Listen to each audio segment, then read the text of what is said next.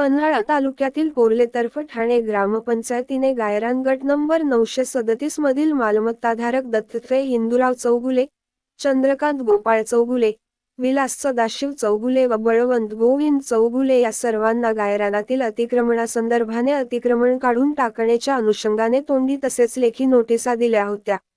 सदर सर्व मिळकधारकांनी ग्रामपंचायतीच्या कारवाईवर नाराज होऊन पन्हाळा येथील दिवाणी कनिष्ठ स्तर यांचे न्यायालयात त्यांच्या वहिवाटीच्या मिळकतींच्या अनुषंगाने कोणतीही कारवाई जिल्हाधिकारी कोल्हापूर यांच्या पूर्व परवानगीशिवाय तसेच कायदेशीर प्रक्रियेचे पालन करू नये अशी तातडीची मनाई ताकिदीची मागणी केली होती.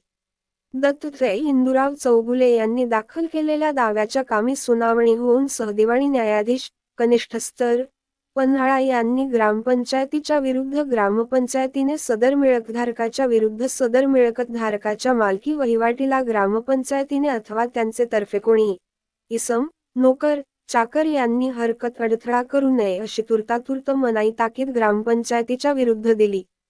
सदर दाव्याच्या कामी ॲडव्होकेट अमोल पाटील यांनी काम पाहिले आहे.